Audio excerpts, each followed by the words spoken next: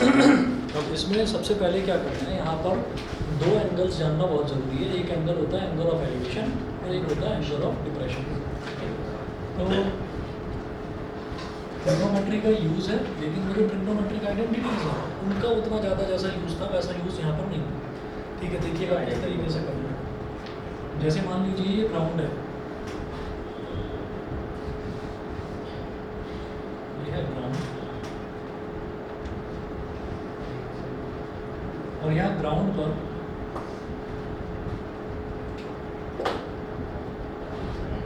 कोई पर्सन खड़ा हुआ है। ठीक है, अच्छा यहाँ पर कोई बिल्डिंग है,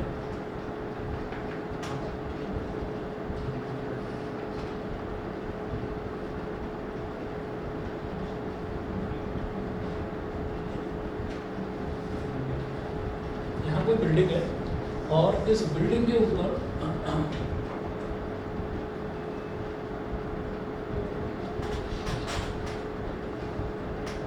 कोई दूसरा पर्सन खड़ा हुआ है। सर ये बिल्डिंग के ऊपर कोई खड़ा है। तो यहाँ ग्राउंड पर कोई खड़ा हुआ है, इधर बिल्डिंग के ऊपर कोई खड़ा हुआ है। अब हमने ये कहा कि यहाँ से ये जो पर्सन है, ये पर्सन इस पर्सन को देखता है। ठीक है, तो इसकी जो आँख है, जो आई है, वहाँ से एक लाइन ऑफ साइट जाएगी सीधा। हम अगर किसी भी चीज़ को देखते हैं तो वो स्ट्रेट लाइन में ही देखते हैं। ठीक है ना, तो एक लाइन ऑफ साइट जाएगी इस तरह से, ऐसे कि वो इसको देख पा रहा है ऐसे।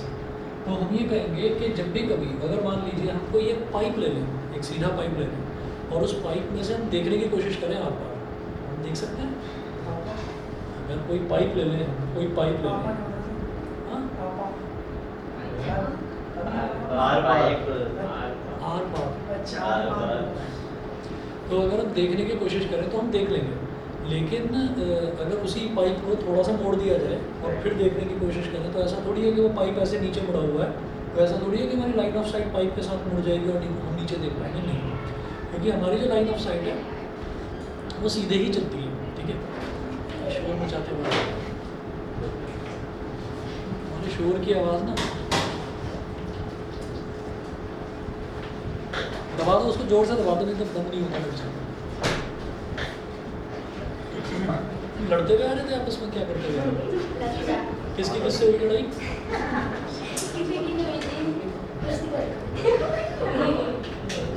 चलिए जी, तो इधर जो पर्सन है, जो ग्राउंड पर पर्सन खड़ा हुआ है, उसने यहाँ पर बिल्डिंग के टॉप पर खड़े हुए पर्सन को देखा। तो लाइन ऑफ साइट उसकी बिल्कुल सीधे ऐसे जाएगी। ठीक है, अच्छा जी, अब क्या है कि हम यहाँ पर ये कहेंगे कि हम क्योंकि ग्राउंड पर खड़े हुए हैं तो ग्राउंड वाली जो स्ट्रेट लाइन है उसको हम हॉरिजॉन्टल बोल देते हैं। क्या बोल देते हैं? हॉरिजॉन्टल। तो हम क्या करेंगे कि जो यहाँ से जो उसकी लाइन ऑफ साइट जा रही है, यहाँ से ग्राउंड के पैरेलल एक डॉटेड लाइन ड्रॉ कर देंगे, ऐसे ऐसे ड्रॉ कर दिया। ठीक है, तो उसका हमारा जो आई का लेवल है उससे हमने हॉरिजॉन्टल लाइन ड्रॉ करी जो कि किसके पैरेलल है? ग्राउंड के। ठीक है, तो ये जो एंगल बन रहा है ना यहाँ पर, this angle theta is called angle of elevation. Theta is called angle of elevation. Sir देखते हैं उसको क्या कहते हैं? क्या कहते हैं?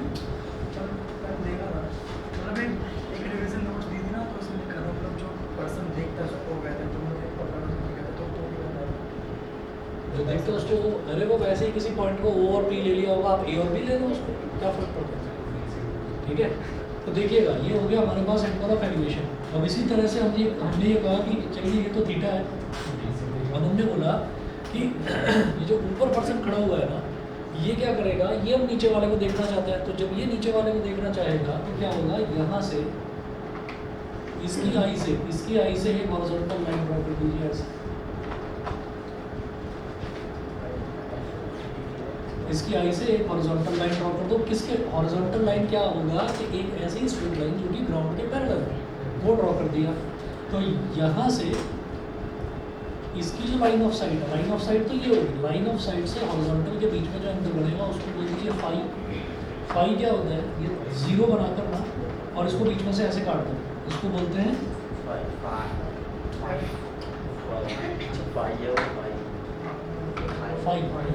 क्या बोलते हैं इसको?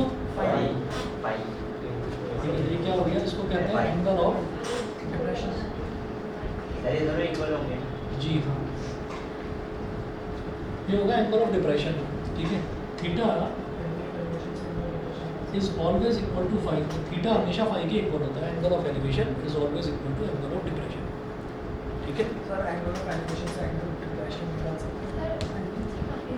वही देखो, एंगल ऑफ एलिवेशन से एंगल ऑफ डिप्रेशन निकाल सकते हैं, निकालने की ज़रूरत है।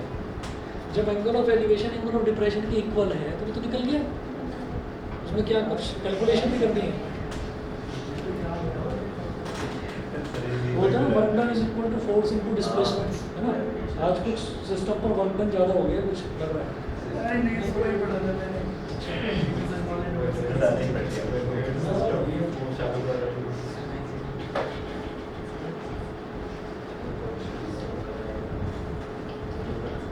सर थोड़ा सा ठंडा क्या थोड़ा सा ठंडा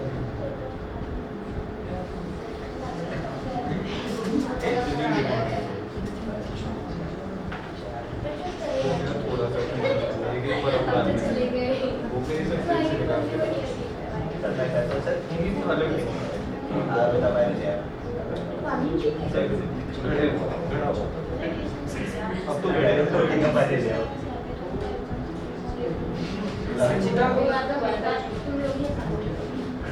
रोटी का पानी लाओ, टैप वाटर जरा पड़ेगा। एक जगह में बोलो उसका पानी ले आओ। पीछे से पानी बनाइए तो आनी थी यार, इसलिए मैंने जरा आज में चलेगा कि मैं खाता भी आएगी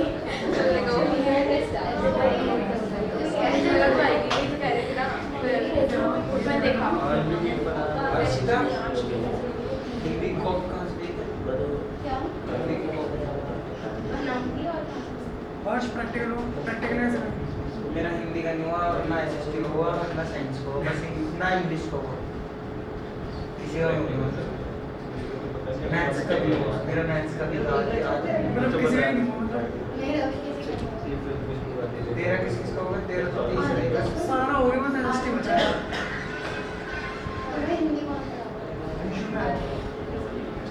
तुमने नीचे देखी है वो कहती है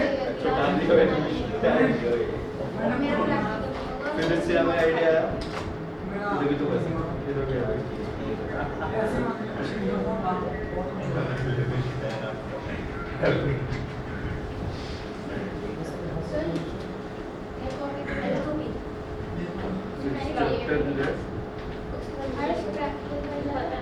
हाँ सत्य को प्रैक्टिकल टेस्ट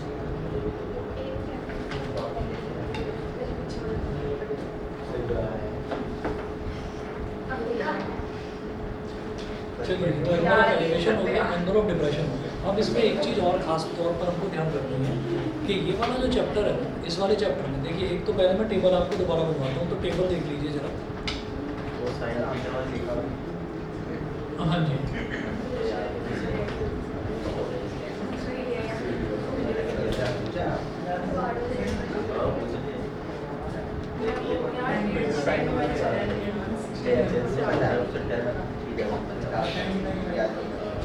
इधर तो लिखेंगे थीटा, इधर तो लिखेंगे बीटा, और इधर लिखेंगे टी रेशियो, थीटा और टी रेशियो। अब देखिएगा, हाँ,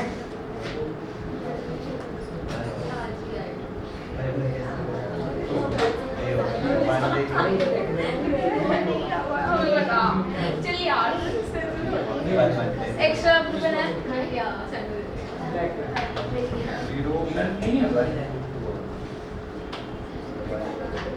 अरे मैं बता रहा हूँ 0 1/2 1/2 रूट 3/2 0 सॉरी 1 1/2 1/2 रूट 3 इम्पोर्टेंट क्या चलिए देखिएगा, 1/2 तो यहाँ पर इधर थीटा, इधर देखते हैं टी रेशियो, ठीक है। तो थीटा की जगह 0 डिग्री 45 डिग्री, 60 डिग्री और 90 डिग्री, ठीक है। फिर इधर जो हमने ट्रिग्नोमेट्रिक रेशियो लिए थे वो क्या क्या थे? Sine theta, cos theta, tan theta, cosine theta, cosine theta, छोड़ दो, जरूरत नहीं होती ना? जरूरत नहीं पड़ेगी। साइन कॉस और टैन लिख दो भाई, बाकी सब तो इन्हीं के रेसिप्रोकल है ना, साइन कॉस और टैन याद हो जाए उतना बहुत है। तो साइन 0 डिग्री, भाई थीटा की वैल्यू अगर 0 डिग्री है तो साइन 0 डिग्री 0,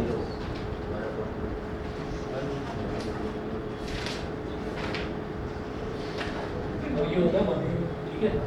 फिर कॉस थीटा जो है वो इसी को उल्टा करके लिख दो, तो ये 1, ये √3/2, ये 1/√2, ये 1/2 और 0, और tan थीटा क्या होता है?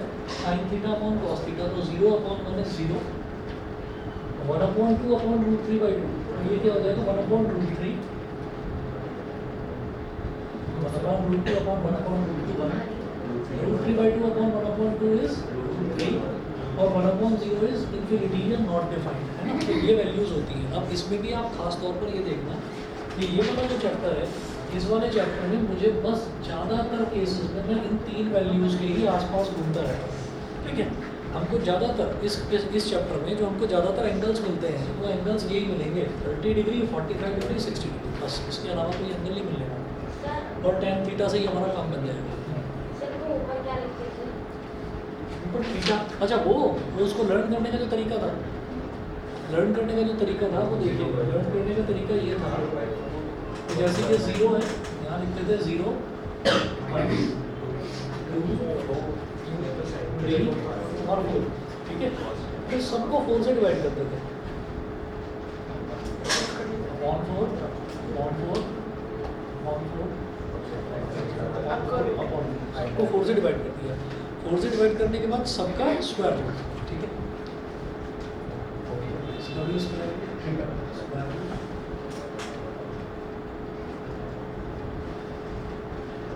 ये तो 1 हो गया, 1 का स्क्वायर रूट 1, और ये 3/4, तो 4 का स्क्वायर रूट 2 हो गया, और 3 का स्क्वायर रूट √3, 4 का स्क्वायर रूट, अच्छा ये ऐसे हो गया ना, 2 1 का और 2 2 सा, तो 1 का स्क्वायर रूट 1 और 2 का स्क्वायर रूट √3। ऐसे ही ये 1/4 है, तो 1 का स्क्वायर रूट 1 और 4 का स्क्वायर रूट 2, 0/4 is 0 और 0 का स्क्वायर रूट 0 है ना। तो ये पूरी वैल्यूज हमारे पास आती है, यहाँ तक क्लियर है, ठीक है। तो ये टेबल मैं आपको दोबारा बता दी है कि इन टेबल्स की हमको, इस टेबल की हमको जरूरत पड़ेगी खास तौर पर 3 वैल्यूज की। अब मैं आगे बढ़ता हूँ जरा,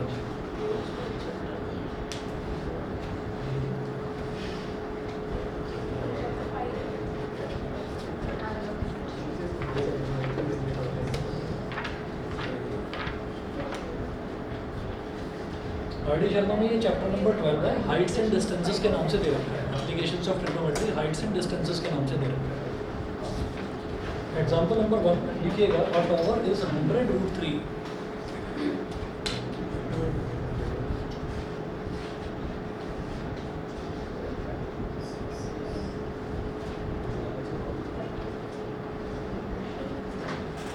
a tower is 100√3 meter high.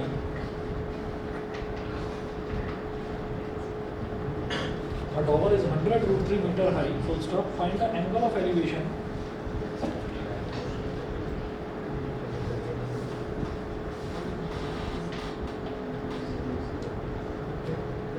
Find the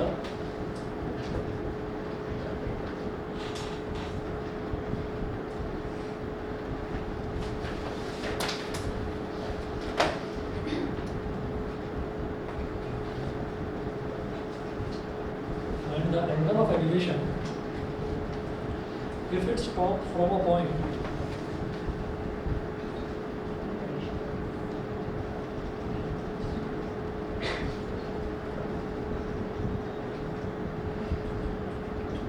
find the angle of elevation if it's top from a point 100 meters away from its foot. if नहीं है ये ऑफ है, off. Find the angle of elevation of its top from a point 100 meters away from its foot.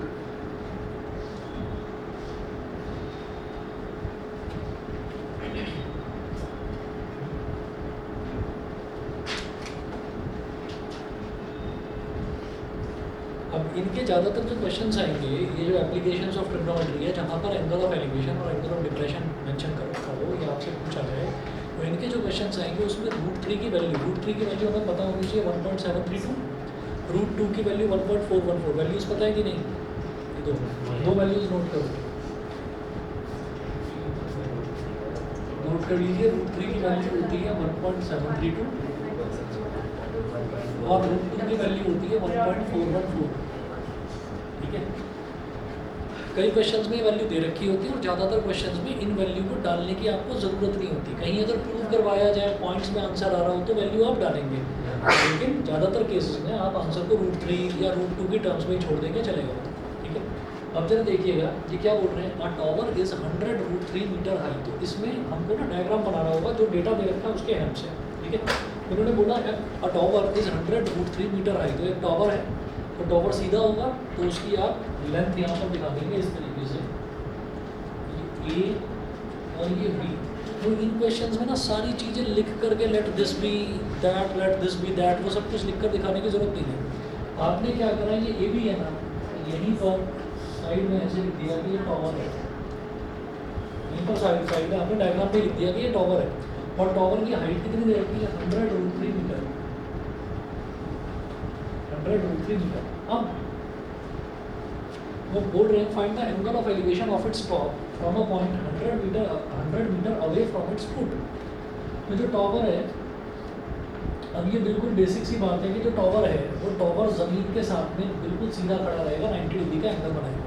Tower टेढ़ा तो नहीं होगा, सीधा ही होगा, तो 90 डिग्री का एंगल बनाएगा। और यहाँ से इसके फुट से, टॉवर के फुट से एक पॉइंट है, उस पॉइंट को मैंने मान लिया C, वो कितनी दूरी पर दे रखा है 100 मीटर की दूरी पर। तो यहाँ से टॉवर के टॉप का क्या बोल रहे हैं, find the angle of elevation of its top. Top किसका, टॉवर के top. Find the angle of elevation of its top from a point 100 metre away from its foot. उसके फुट से 100 मीटर दूर जो पॉइंट है वहाँ से टॉवर के टॉप का एंगल ऑफ एलिवेशन निकाल दो। तो एंगल ऑफ एलिवेशन को हमने क्या मान लिया, थीटा मान लिया, हमको ये थीटा निकालना, समझ गए, ठीक है भाई। तो अब जरा देखिएगा क्या होगा, हाँ हाँ बताओ।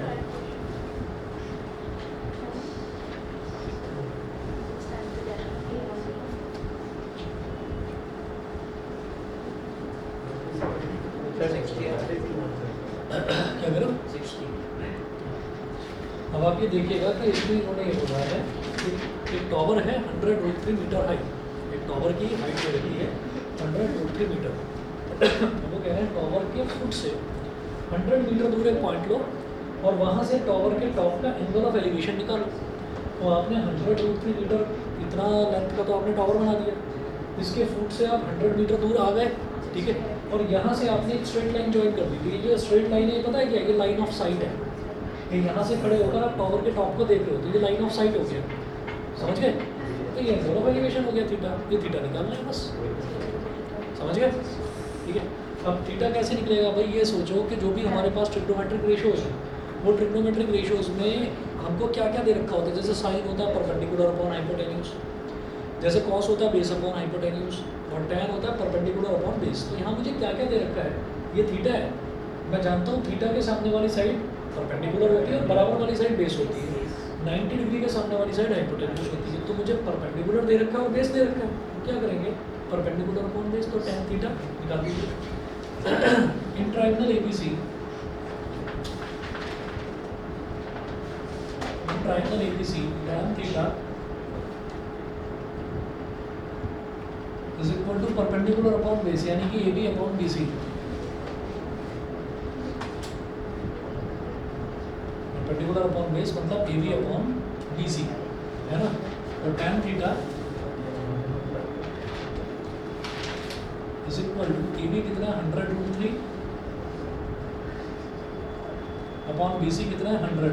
100 से 100 कैंसिल आउट हो गया, टैन थीटा की वैल्यू कितनी आ गई, √3। अच्छा, टैन के टेबल में √3 बताओ कहाँ पर आता है, 60 डिग्री पर। √3 कहाँ आता है, 60 डिग्री पर। तो इसका मतलब क्या हो गया, जब टैन थीटा और ये √3 है तो √3 को क्या बोलेंगे, टैन 60 डिग्री, तो theta is equal to 60 degree.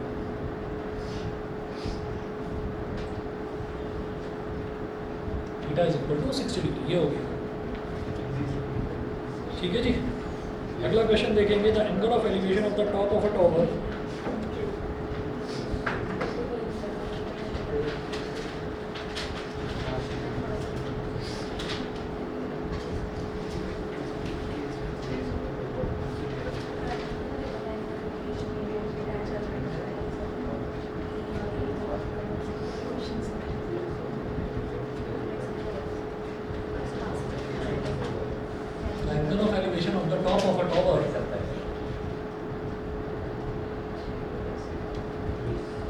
from a point on the ground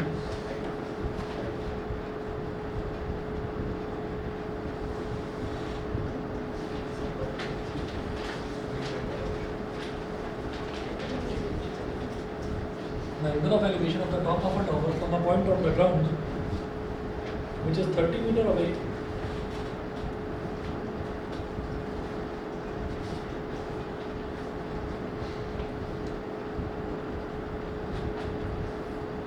which is 30 meter away from the foot of the tower is 30 degree.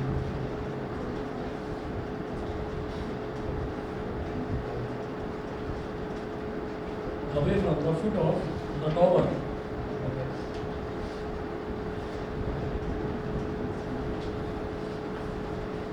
is 30 degree. Full stop. Find the height of the tower.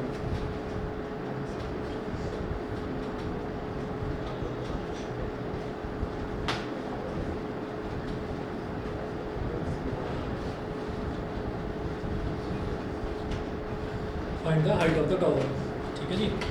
तो क्या बोल रहे हैं, angle of elevation of the top of a tower from a point on the ground which is 30 metre away from the foot of the tower is 30 degree. तो इस बार हमें angle of elevation कितना दे रखा है, 30 डिग्री। पहले angle of elevation हमसे निकलवाया जा रहा था, इस बार एंगल ऑफ एलिवेशन दे रखा है। तो वो क्या बोल रहे हैं, angle of elevation of the top of a tower. तो भाई पहले तो टॉवर बना लो, ये हो गया ए, ये हो गया बी।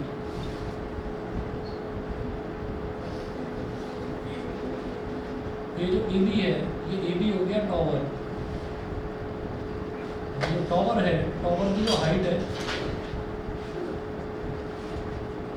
उसको हमने मान लिया h मीटर। टॉवर की हाइट को हमने h मीटर मान लिया। ये 90 डिग्री हो गया। अब वो बोल रहा था angle of elevation of the top of a tower from a point on the ground which is 30 metre away. एक पॉइंट जो कि इसके टॉवर के फुट से 30 मीटर दूरी पर है, यहाँ लिख देंगे 30 मीटर, ठीक है। इस 30 डिग्री, तो उसका एंगल ऑफ एलिवेशन 30 डिग्री है। तो यहाँ से यहाँ तक का ये कितना हो गया, एंगल ऑफ एलिवेशन ये हो गया 30 डिग्री।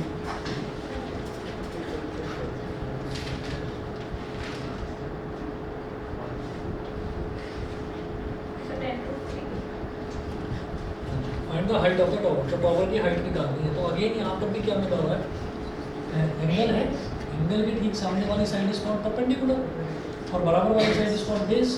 परपेंडिकुलर अपॉन बेस तो क्या लगाएंगे, tan 30 डिग्री, है ना। फिर tan 30 डिग्री लगाएंगे। ये मिटा रहा हूँ इधर से पूरा।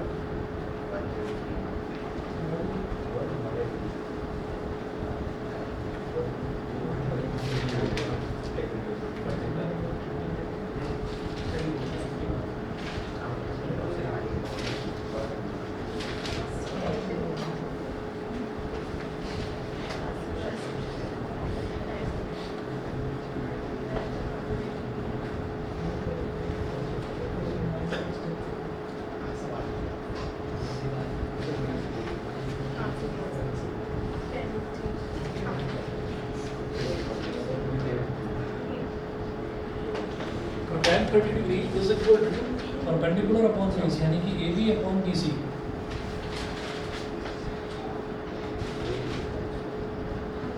और tan 30 डिग्री की वैल्यू होगी 1/√3 is equal to A B upon B C. अब ए बी कितना है h, बी सी कितना है 30, तो h अपॉन 30। तो h इंटू √3, h √3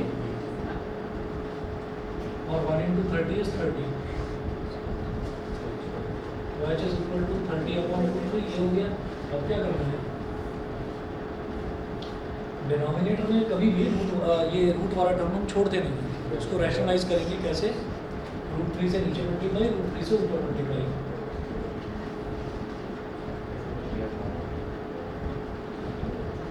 तो 30√3 और √3 इंटू √3 क्या हो गया 3, तो 3 × 3, 3 × 30, which is equal to 10√3 metre. समझ गए? ठीक है, चलिए एग्जाम्पल नंबर 3 देखेंगे।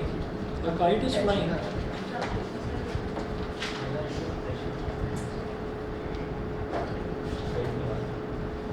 देखिए जैसे ये है ना 10√3 मीटर, तो अनटिल एंड अनलेस आपसे किसी क्वेश्चन में ये बोला ना जाए कि आप प्रूव करिए कि इसकी हाइट या इसकी लेंथ, वो पॉइंट्स में कुछ दे रखा हो कि वो उसके बराबर है, तब तक आप √3 की वैल्यू नहीं डालेंगे। √3 या √2 की वैल्यू आप नहीं डालेंगे, वैल्यू √3 या √2 के टर्म्स में ही छोड़ देंगे। ठीक है ना, जब तक आपसे प्रूव करने के लिए नहीं बोला जाता तब तक। ठीक, अगला एग्जाम्पल देखिएगा। एक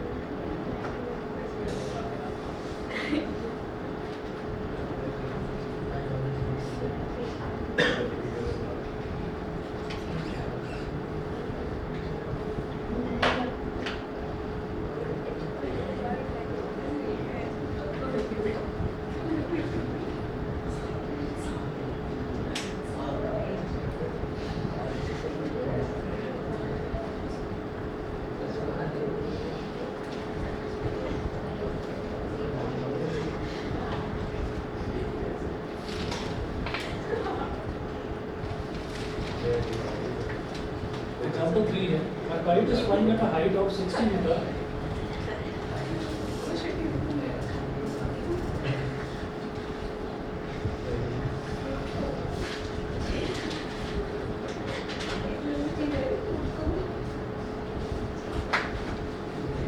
Kite is flying at a height of 60 meter above the ground. Height of 60 meter above the ground.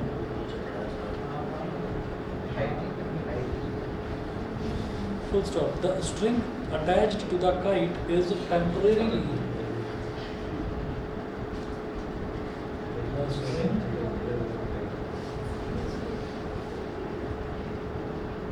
attached to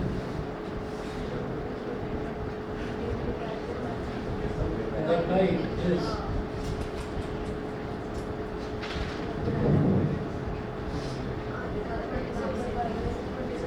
the string attached to the kite is temporarily tied to a point on the ground.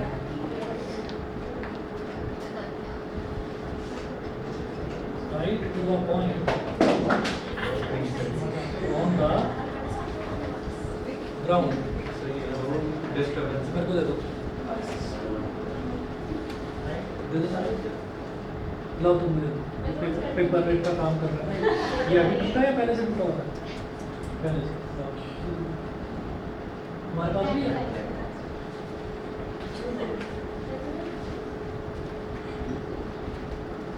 Is temporarily tied to a point on the ground. The inclination of the string. हाँ? बांध रखा है on the ground. The inclination of the string with the ground.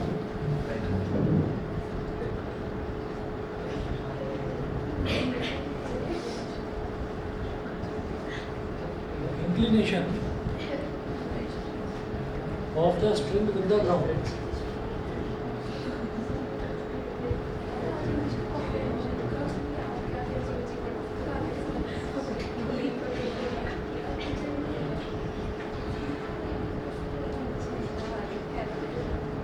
The ground is 60 degree. Full stop. Find the length of the string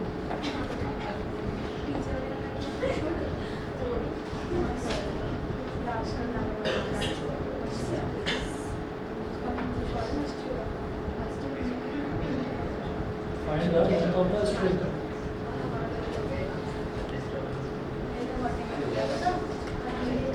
Assuming that there is no slack in the string.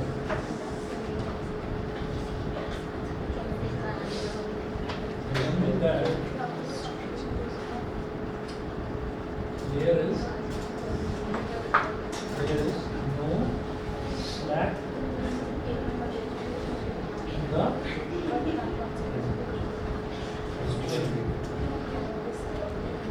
Assuming that there is no slack in the string. Slack का मतलब क्या है कि कुछ भी ढीलापन नहीं आ रहा है, स्ट्रिंग बिल्कुल टाइट है, सीधी है, ठीक है।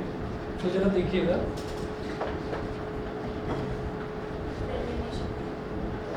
बताओ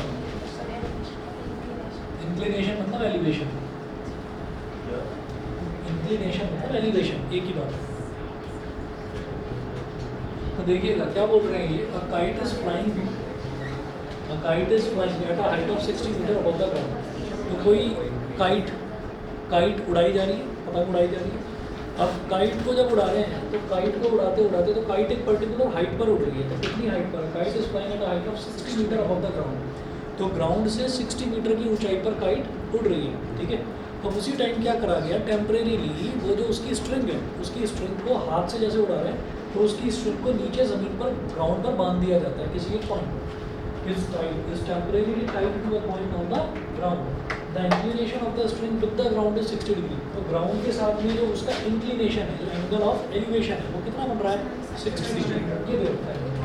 तो आप ये देखिएगा कि यहाँ पर ए बोल देते हैं, ठीक है, यहाँ लिख देते हैं कि ये काइट है, ठीक है, ये काइट है और ये ग्राउंड से कितनी हाइट पर उड़ रही है, ये ग्राउंड है। इस पॉइंट को भी बोल दीजिए। तो ग्राउंड से कितनी हाइट पर उड़ रही है? 60 मीटर अबव द ग्राउंड। तो ये जो हाइट है काइट की, ये कितनी दे रखी है? ग्राउंड से 60 मीटर ऊपर है, 60 मीटर अबव द ग्राउंड। फिर जब उसको उड़ा रहे हैं ना काइट को, तो उसी टाइम पे उसका स्ट्रिंग है, उसके स्ट्रिंग को खींचकर यहाँ पर ग्राउंड पर एक पॉइंट पर बांध दिया जाता है।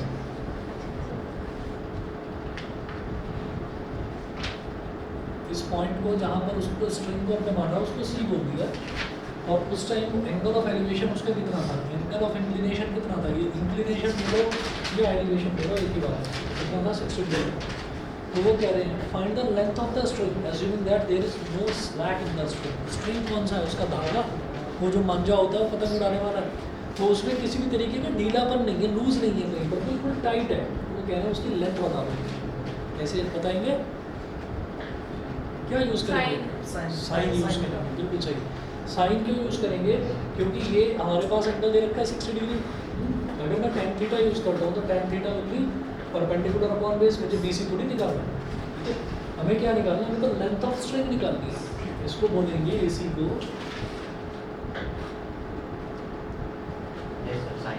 ये स्ट्रिंग, तो परपेंडिकुलर अपॉन हाइपोटेन्यूज। So 40√3. क्या बोल रहे हो? 40√3. हाँ,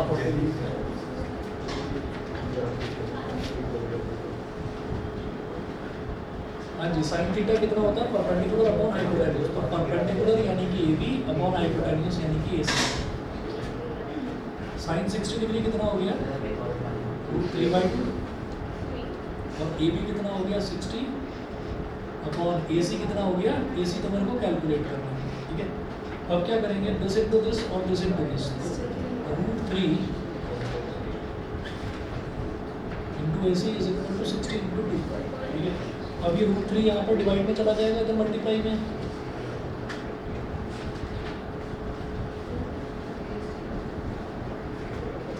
√3 नीचे भी √3 से मल्टीप्लाई, ऊपर भी √3 से मल्टीप्लाई, ठीक है। अब क्या होगा? AC is equal to 60 two 120, 3 1 जा 40 √3।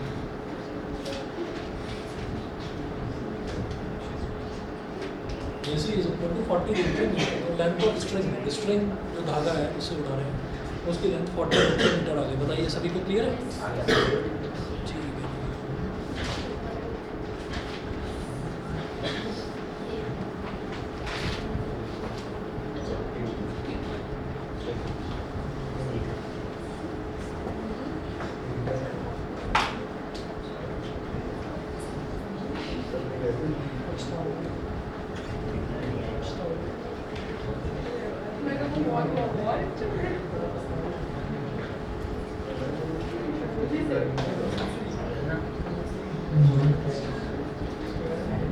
हाँ जी, एग्जाम्पल नंबर 4 देखिएगा।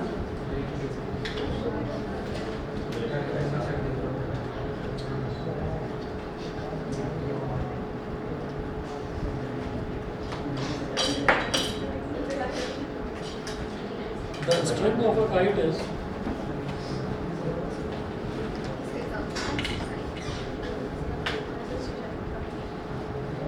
एग्जाम्पल 4 नोट करिए।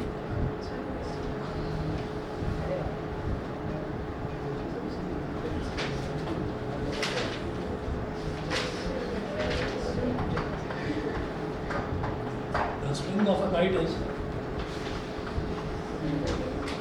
100 meter long.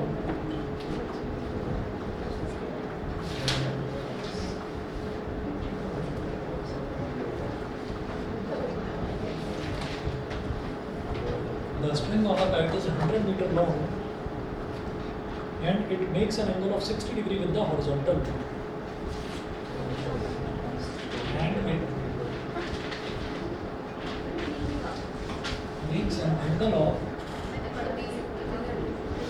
60 degree with the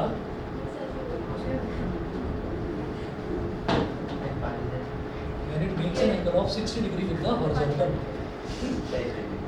Full stop. Find the height of the kite.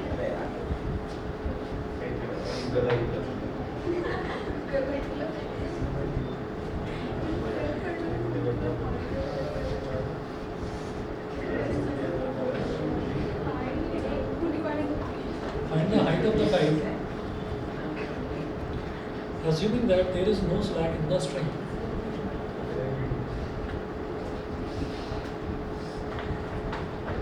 Assuming that there is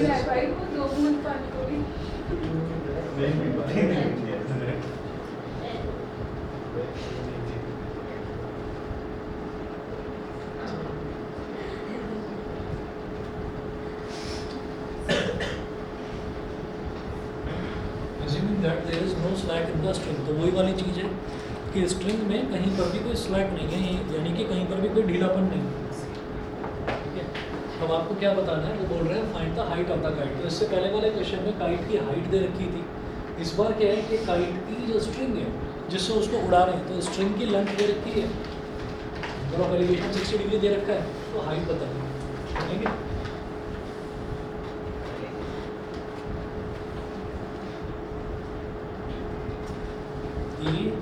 B A point पर हमने माना काइट है और सर में हाइट लगानी है। हाँ हाइट निकालनी है काइट की। तो ये ए से लेकर सी तक जो स्ट्रिंग है, स्ट्रिंग की लेंथ कितनी दे रखी है, 100 मीटर।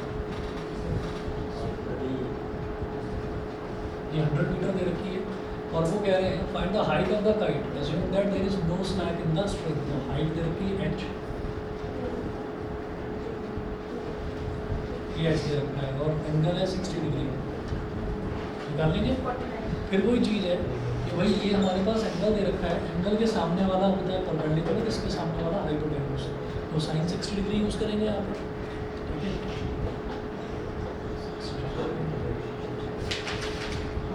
साइन 60 डिग्री हो गया परपेंडिकुलर अपॉन हाइपोटेन्यूज। हाइपोटेन्यूज क्या है, AC, AB अपॉन AC। बोलो साइन 60 डिग्री की वैल्यू कितनी होती है,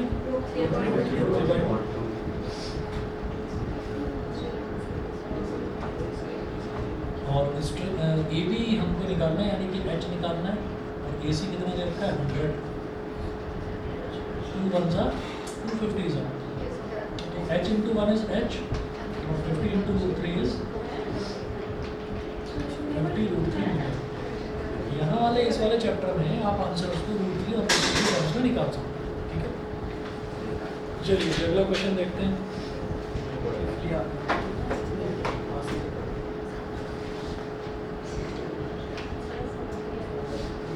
काफी बड़ा है समझ। अब देखिएगा, एग्जाम्पल नंबर 5 में छोड़ रहा हूँ क्योंकि सिमिलर है वो। एग्जाम्पल नंबर 6 देखिए।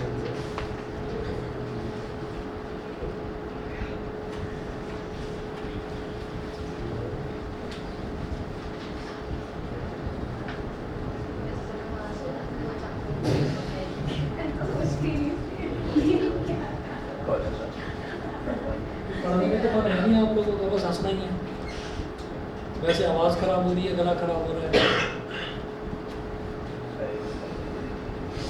रिजल्ट आएगा ना हाफ ईयरली का, पता चल जाएगा। फिर याद नहीं आएगा कि पढ़ने के टाइम पर हंसते रहते थे।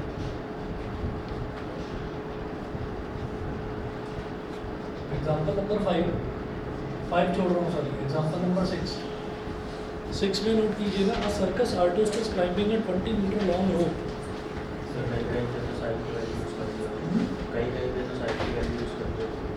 जहाँ पर दे रखा होगा तो वही यूज़ करते हैं वहाँ।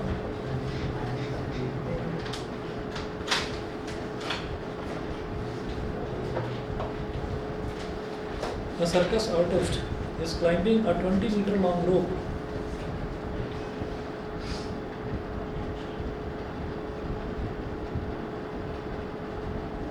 A circus artist is climbing a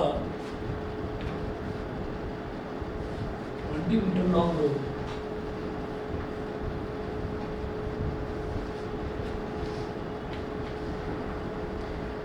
Which is tightly stretched and tied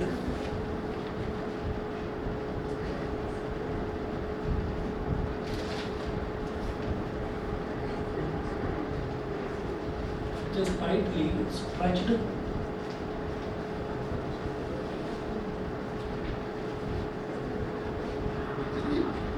and tied, stretched and tied from the top of a vertical pole to the ground.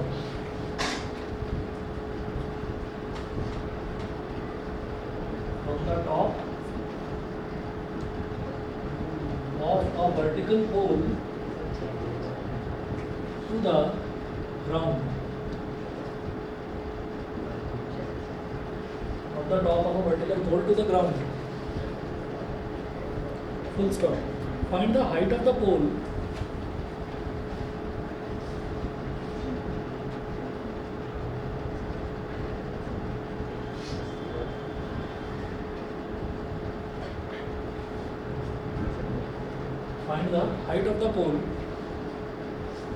if the angle made by the rope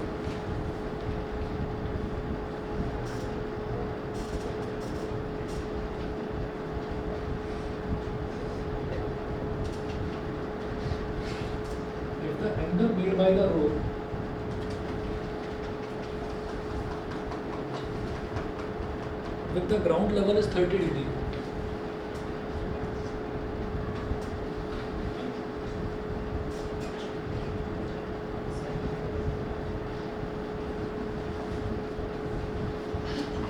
The ground level is 30 degree. ठीक है, अब क्या है, circus artist is climbing a 20 metre long rope. तो एक 20 metre लंबी रस्सी है और एक सर्कस आर्टिस्ट उस पर क्लाइंब कर रहा है, मतलब चढ़ रहा है, विच इज टाइटली स्ट्रेच्ड, बिल्कुल टाइट खींच रखा है उसको, उसमें स्लैक नहीं है कहीं पर भी, उसमें लचक नहीं है और वो बिल्कुल टाइट है।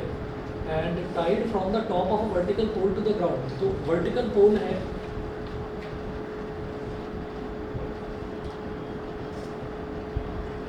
वर्टिकल पोल है, इसको हमने बोल दिया ए, ये वाला पॉइंट हो गया बी। ठीक है, वर्टिकल पोल की हाइट को हमने एच ले लिया था, दे रखी है हाइट,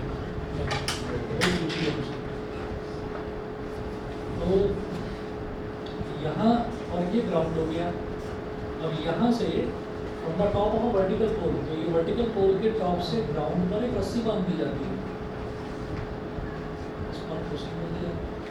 और यहाँ से ग्राउंड से, ज़मीन से, यहाँ से एक सर्कस आर्टिस्ट ऐसे ऐसे ऐसे ऐसे चढ़ता है इसके ऊपर, ठीक है, कुछ भी मतलब स्टंट वगैरह कुछ दिखाने के लिए। तो find the height of the pole if the angle made by the rope with the ground level is 30 डिग्री। एंगल जो है वो ग्राउंड लेवल के सामने 30 डिग्री का एंगल बना दी, ठीक है। अच्छा, a circus artist is climbing a 20 metre long rope, है ना, तो रोप की लंबाई, ये रोप की तो हो गई, रोप की लंबाई कितनी रखी है, 20 मीटर। हाइट ऑफ द पोल क्या कितना निकला होगा, देखिएगा ये एंगल है थीटा, इसके सामने है परपेंडिकुलर, ये 90 डिग्री है, और ये 90 डिग्री के सामने वाली साइड यानी कि हाइपोटेन्यूज। मुझे रिलेशन परपेंडिकुलर और हाइपोटेन्यूज में चाहिए, तो sine 30 degree equal to perpendicular यानी कि A B upon hypotenuse A C, तो साइन 30 डिग्री हो गया 1/2, ए बी है h और ए सी है 20, 2 1 जा 2 10 जा, 10 into 1 is 10, h into 1 is h, h is equal to 10 metre. तो पोल की जो हाइट है वो कितनी हो गई, 10 मीटर हो गई। ठीक है जी, ये हो गया। ठीक है जी, फिर आज इतना ही कर लीजिए, बाकी नेक्स्ट क्लास में देखेंगे।